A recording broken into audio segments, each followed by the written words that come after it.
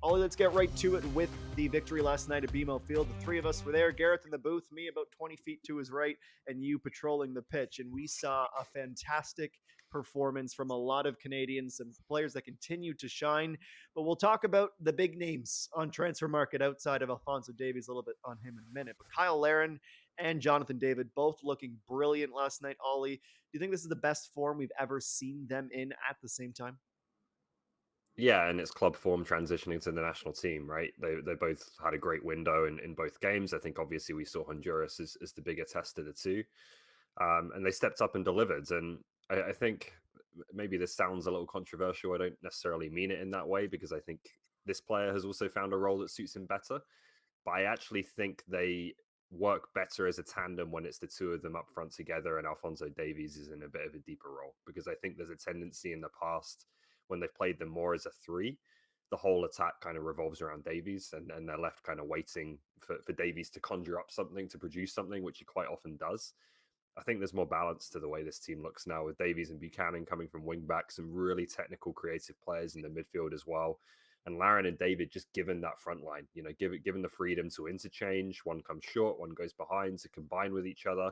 They give you great work ethic. Like just looking at this team as a whole in the system that John Herdman put out with some of the positional changes, personnel changes he made from the World Cup, this is the best version of Canada. I think you can feel really good watching this team going into the summer that this team can give Mexico, United States, whoever else some real issues if they continue to play this way, because I thought there was a really, really nice balance to the team in a way that maybe we didn't quite get right at the World Cup. Right. Ollie's pulling his very own John Herdman, answering a question with an answer that has nothing to do with the question asked. So, I'll stick to what Adam, what you mentioned here. I mean, 28 and 24 goals respectively for country. Number one and number two, Cyle Larin himself in the form of his life. It's great to see a player who went into the World Cup having not really played any minutes. Same thing with Jonathan David. He wasn't full tilt at that point of the season as well. And you just wonder, don't you, if these two players were on that kind of form heading into the World Cup, where so many chances were missed by the Canadian men's national team, whether a different script could have been written in Qatar.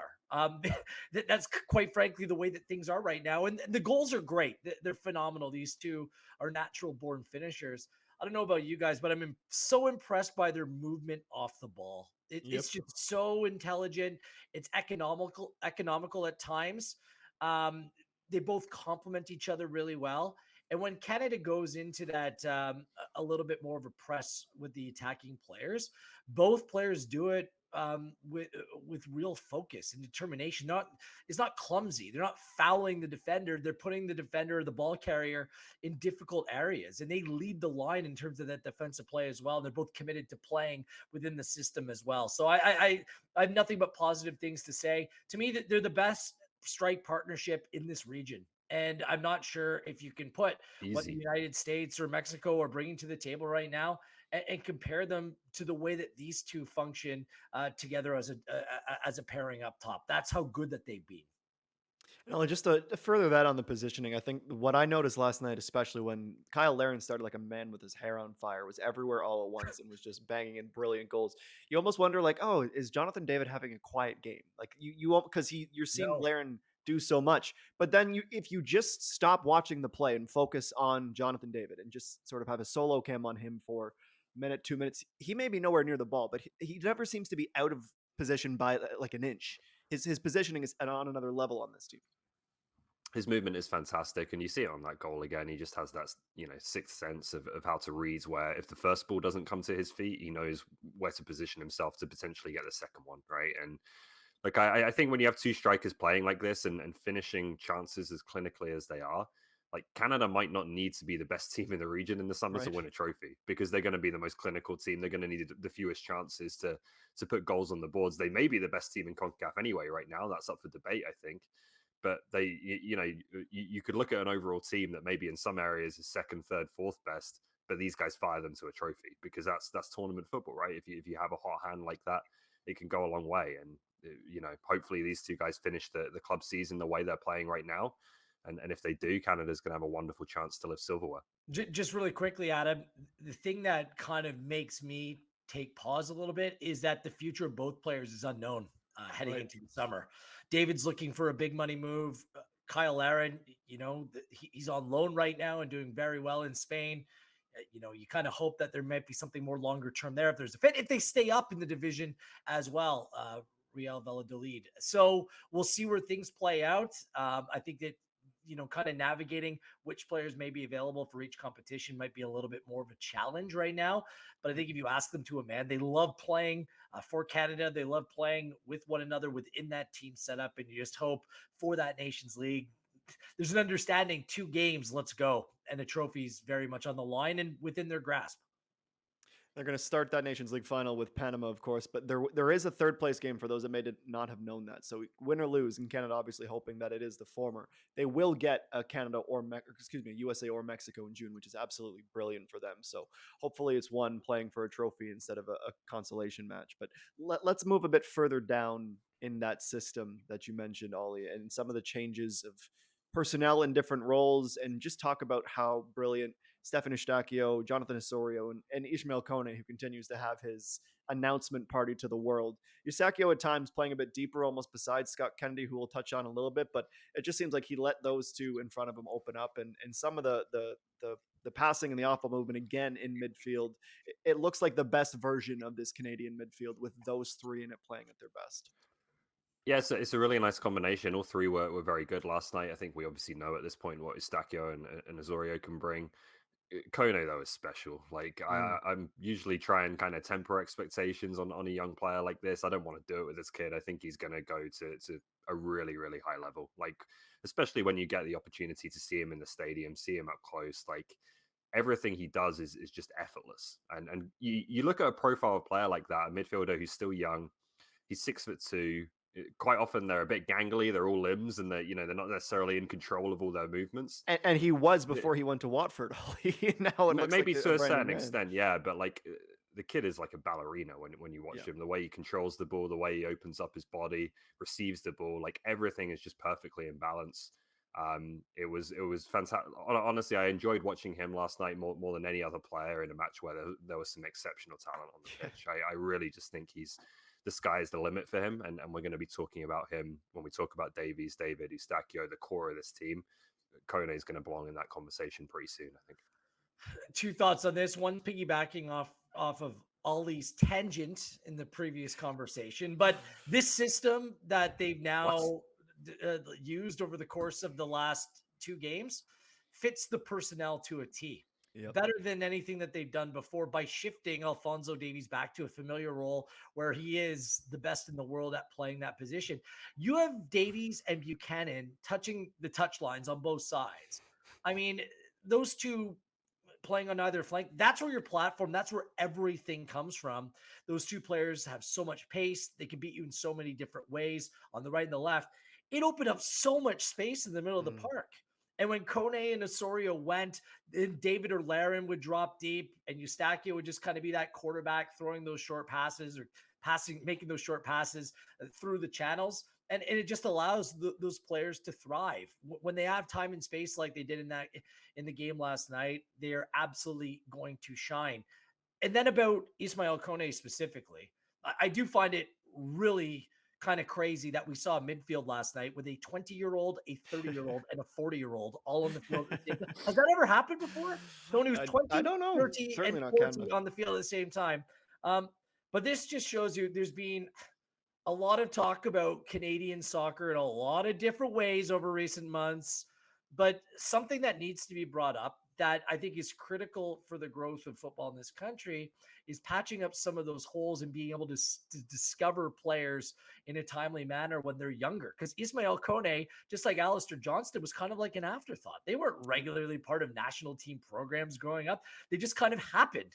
John Herdman first saw Ismael Kone playing in the CONCACAF Champions League on One Soccer just over a year ago. It was like 13 months ago, and now he's playing in the league championship and putting on performances like that. And guess what, everyone? There's still going to be players who just pop up out of nowhere. But Kyle Hebert picking up his first cap, doing well. He's 25 years old right now. So the fact that Kone, was missed or was playing in the kind of, just not in a position where he was really developed. with the watchful eye of like top coaches in this country, it's just miraculous that he's kind of made this jump so quickly. And that looks like his spot. Like it was his first game on Canadian soil. It's very much the passing of the torch. Him, Eustaquio, whether it's Osorio, whether it's someone else in the midfield, Ismael, Kone is going to be a big part of all that. And you look at their main competition in the region, the U.S., and their young central midfield that's athletic, very good at doing a lot of things. That Kone is a great foil for that. He can go toe to toe. He can go head to head against a team like that. So I think it bodes really well. Yeah, and it's for me the thing that it's almost like pinch me moment when you take yourself away from the job for a minute. You think obviously the superstar talent Alphonso Davies, he's carrying the flag for Canada in world football. Larin almost has a rejuvenation the past couple of years. And then all of a sudden, Tajon Buchanan comes from Olympic qualifying and relative obscurity as well, wheels from Syracuse to all of a sudden, okay, we got to get this guy in the senior team and see how he performs. Then you have a year and all of a sudden Ismael Kone steps up. And it's just like they're plugging holes with all-stars in this roster as we continue to develop. And it's a really small sample size how much this program has turned around. And I think you guys are right on Kone, where there's no real ceiling for him, and he's going to write himself into that top echelon of Canadian talent. Let's move finally to the center backs, because that was a topic of conversation and quite frankly has been for a while when you look at the depth of this team.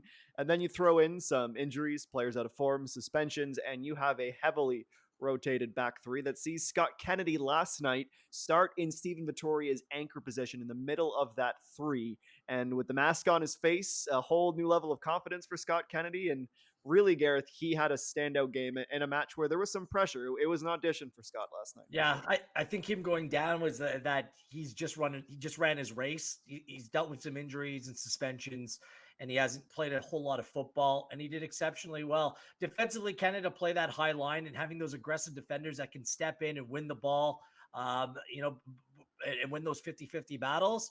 That's what he did. Cornelius Johnston's obviously an expert at that.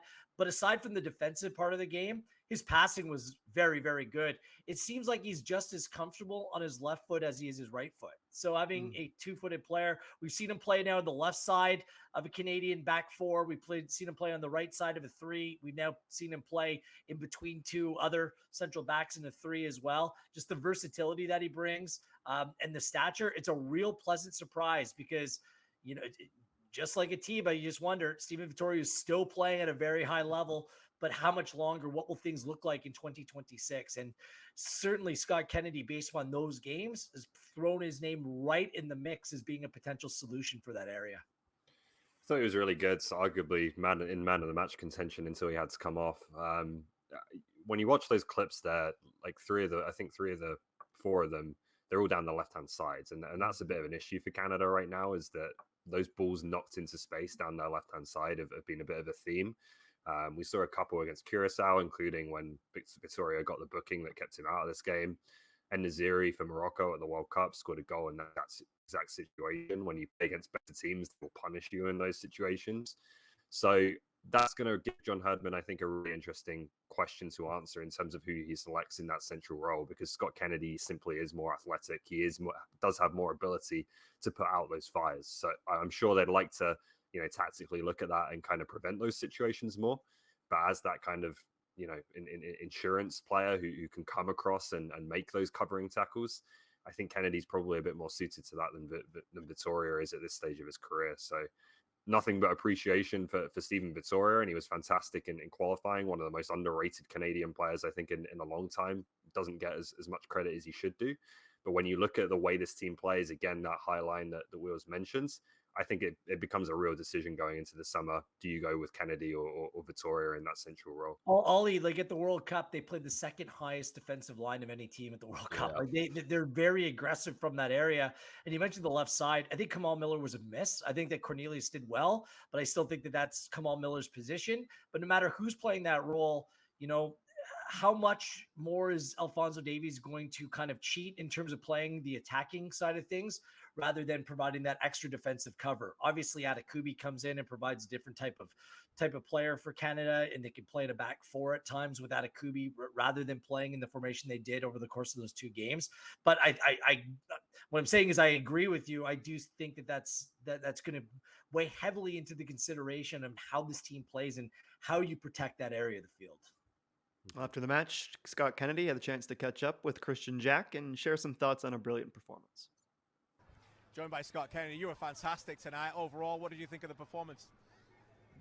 Yeah, it was a great group performance. I think we dominated early and showed our quality, and then we just controlled the game after that and got the 3 points. What's it like playing with a team who scores a lot of goals early? And when you're a defender and you've got that lead, that must give you a lot of confidence. Yeah, for sure. I mean, it gives us the freedom to play. I mean, with a team like ours, we have so much quality up front that it's for us a joy to watch, and then we just shut down the back and job's done. You played in the middle tonight with Stephen suspended. What was that like and how are you feeling? I know you came off. Yeah, I haven't played for a couple months because a couple injuries. So it's a lot to play back-to-back games, but I gave it as long as I could, and the body gave out on me, but I feel okay. No major injury, and no, it was a pleasure. I enjoy the middle.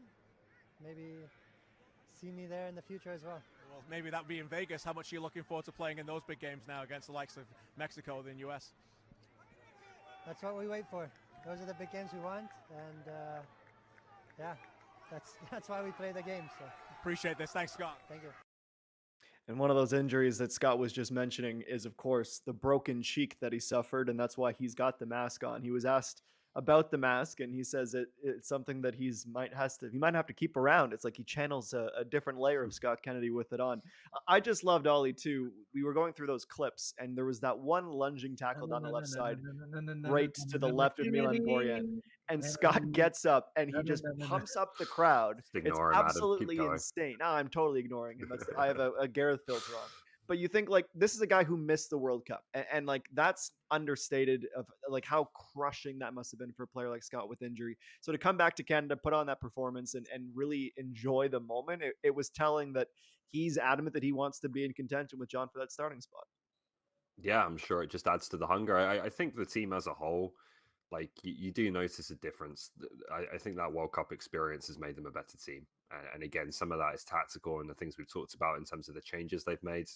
But I think there's some really motivated players in that group as well. Like there was a lot of them, just seeing them in person for the first time in a little while. Like Johnston's put on muscle, Kone has put on muscle. Like a lot of these guys are bigger and more physical than they were last year. So you could notice that. So yeah, I'm sure that World Cup experience for a lot of them, and certainly someone like Kennedy who missed the tournament, is just going to motivate this team. Yeah, that's kind of the comment watching in real life, and especially the vantage point that you two had last night. I mean, these guys are big. They're a big and strong team, and I'm not sure it always comes through on the television. It can be deceiving at times, but these are big boys. I love the Alphonso Davies get off me moment where he basically threw Kevin Arriaga, who's a tough customer in his own right, to the ground. Like this team is just so well balanced and so difficult to play against. I came away last night. It's one thing being good, and there's a lot of good teams and good countries in world football, but they're exciting as well. I mean, having that combination is, it's more rare than you think. So being good and entertaining, I mean, here we go. I cannot wait for June already. Yeah, absolutely. And a lot of likable guys as well that you want to root for and see succeed. And two of them, we've sort of touched on Alphonso Davies, so I'll give Gareth, or Batman, I should call him after that beautiful performance, the first word on Alphonso Davies. But we do have to talk about Alphonso and Tajon and the performance they've put in, and really how you guys think that they looked in that shape way out wide. Start with you, Gareth. But by the way, it was the Batman. It should be a new Kennedy chant, as long as he wears the mask. No. Sure, the Voyagers will take that on board. Kennedy. You're gonna get a DM. Taking your suggestion and put it straight in the bin. Suggestion box. Let's light it on fire. This is the best formation for Canada to play, and it's going to get the most out of Alphonso Davies. I think that I don't think it was an illogical approach, allowing Davies, who is your most dynamic player, playing an attack, getting him on the ball and trying to create. But as Ian Hugh and I mentioned the first broadcast against Curacao, there needs to be kind of a little bit of a rethink when it comes to it, because Alphonso Davies playing that wide left position is the best in that role in world football today. Where is Tajon Buchanan's best position? Is it up top? Or is it kind of in that hybrid right back, outside right winger role where he can use his speed and his legs and his quality both on and off the ball? I just think that this position, or the positions that John Herdman put these two players in for these last two games, will get the most out of Canada from a team perspective, because you're playing in the players in their preferred and best roles within the team makeup. It might require some sacrifice. They might have to do a lot more defensive work than, you know, what they'd like coming into the Canadian men's national team. But this is what's actually going to be best for the team. So I think that this is the way forward and the way to get the most out of this group. Yeah, I definitely think it's the way forwards. Like you don't even really need these guys to be big contributors in terms of scoring goals. Like you've got the luxury of having two great strikers who are going to take care of that for you. So you get the best out of them in different ways, I think. And like Buchanan in particular, I think defensively has really improved. I think he was excellent in that aspect of the game. Really tracked back hard, pressed hard as well. Again, another one when you talk about the athleticism of the team, he's unbelievable. Like a basketball player, the way he can get up in the air and get from back to front, you know, go box to box the way he does. And then Davies as well. Like I've been really impressed with the way he's been defending with Bayern recently. I think maybe there's still a bit of a transition to happen there with Canada in terms of making sure you get 100% focus out of him throughout games. But we know what a weapon, obviously, he is. There's no one better in the world in that role. So, but for me, it's just a natural fit, especially when you look at Buchanan, you know, potentially making a move where it looks like if he is signed by a bigger club, I think they'll be buying him as a wing back. Having these two guys playing their club football in that position at very high levels, transitioning that to the national team is just logical. Isn't it amazing to you? Every time Davies got on the ball and playing that position, he gets on the ball with a lot more space in front of him. You hear the crowd lift together. You just hear the like everyone is waiting for something to happen. Everyone rose to their feet. It's like that kind of excitement he gets. And he gets that by playing a little bit in a deeper position. And then he went on and beat one player and two player. And the defensive team, I mean, every time he's on the ball, they're bringing over help, whether it's an extra player, two extra players, which is opening up things in the central midfield as well. So the success that players like Kone and Osorio had, they did so good breaking the lines over the course of the game, but they're afforded so much more space because of the positioning of both Davies and Buchanan and what they're able to create. You see it on the first goal, I think, really well. Like that was part of the game plan for Canada, was that teams are so worried about what they can do in the wide areas and the threats they have, the way they can overload you there, that they go out there maybe a little too aggressively, and it opens up those gaps just in the inside of the box, right? And you see Osorio and Larin take that space and then score. So that was, I think, pretty much just how John Herdman drew it up.